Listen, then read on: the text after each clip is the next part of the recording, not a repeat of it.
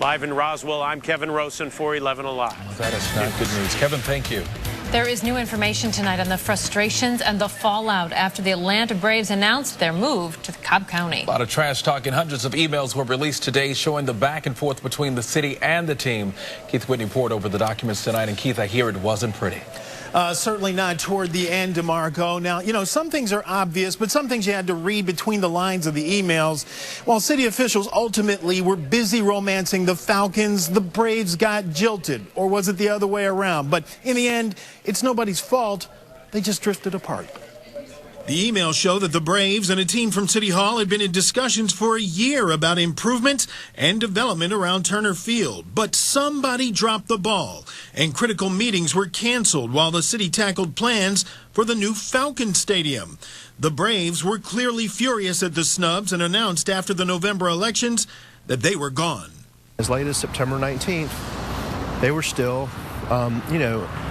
communicating with us, and we had told them, Hans Utz had told them, we'll get back to you in mid-November. Right. Before we could get back to them, they abruptly and without warning announced they were moving to Cobb County. City officials were angry as well. They felt the Braves were demanding way too much. And when Deputy COO Hans Utz, who led the negotiations to keep the team, learned that they were leaving, well, he chose his words poorly, throwing out the term Cobb County Crackers, plus another name we can't say. He was suspended 3 days without pay. Well, I know Hans Utz to be a sharp guy, but I'm very disappointed in his comments, and the people of Cobb County and Smyrna should know that the folks in Atlanta don't feel that way about them. We want the Braves to stay in Atlanta, still hold out hope that they will, but a situation like this makes things like that very, very difficult.